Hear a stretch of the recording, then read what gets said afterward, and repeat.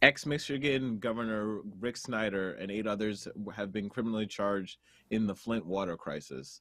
This is a long time coming. I would say that this should have been something that happened a year ago, 2 years ago, but this is a case from 2017, 2018. Um, right now, he's facing he's a Republican who left office 2 years ago and is facing 2 counts of willful neglect, both only misdemeanors, which are carrying a maximum sentence of 1 year, um, and only $1,000 fee. But there are also a bunch of other attorney generals that were cited. Jared Agan, former director of communications and former chief of staff, a count of perjury. Gerald Ambrose, former city of Flint emergency manager, 4 counts of misconduct in office. Richard Baird, former transformation manager and senior advisor, 1 count of perjury, a 15-year felony, 1 count of official misconduct in office. And it's important because what happened is that the people of Flint, if you don't already know, you should know by now. Um, they actually had Legionnaire's disease, a long term illness, and had multiple counts of lead and other things in their water. And basically he denied it for 2 years. He while we already knew back in 2014 and 2015 that there was lead in the water. And with COVID, that can't be a beneficial, like, additive to their lifestyle, right? Like, something that like, this person's dying of lead poisoning and all sorts of other stuff, and now they got to worry about COVID and everything else. So basically, now they have pre-existing conditions that can now kill them on top of COVID. You know what I mean? So that's crazy, man. I'm glad that they're actually bringing some sense of some semblance of justice But at they're least to these not. people. They're not doing that, Teresa. They basically. Go ahead. I'm sorry. I'm Well, sorry. the focus of the litigation is twofold. There's the ten people that I just stated.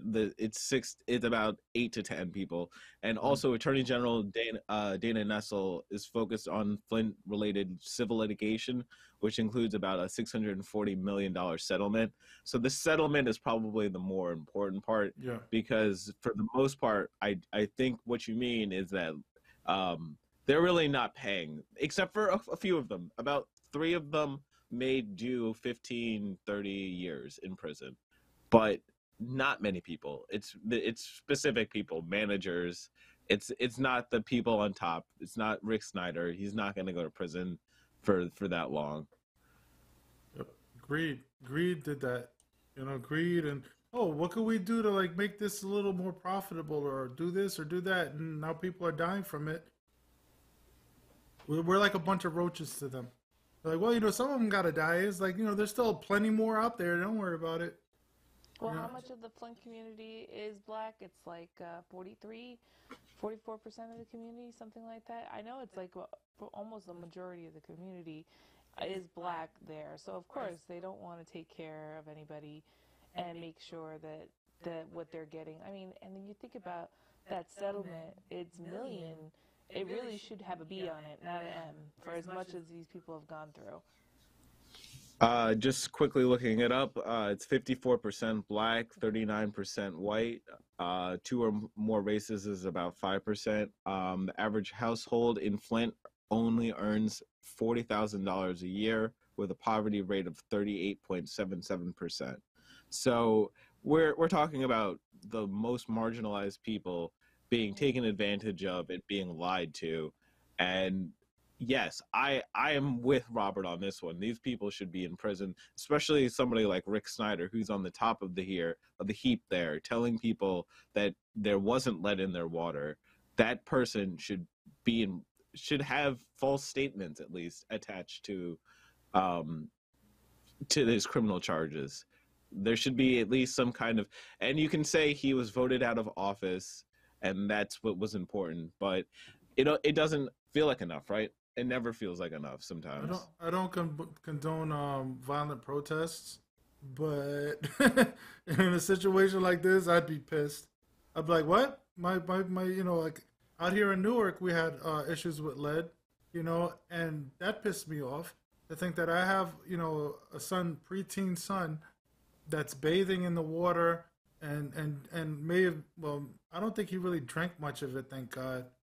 But like when you'd wash off food or do whatever it is, like meat or whatever you're doing to make sure like things don't have any contaminations or whatever, you're contaminating it with the damn water that you're thinking you're cleaning it with. You know what I mean? Like rinsing things off with. So I don't know, man. That enrages me. Like I don't think it's enough either, but I am glad that they're at least doing something. Think of how long it's been since we've heard anything about them doing anything for the people of Flint. I mean, these people are still drinking out of bottled water. They still haven't had any kind of fix for what's going on over there. they should pay everybody back all the money they spent on bottled water. They should pay everybody. Yeah, that's not enough money, man.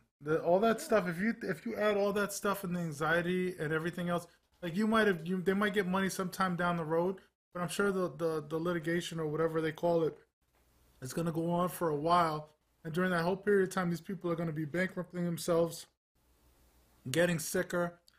Give me a freaking break, man. I'm sorry. That is the scary part. I mean, and I have to have hope.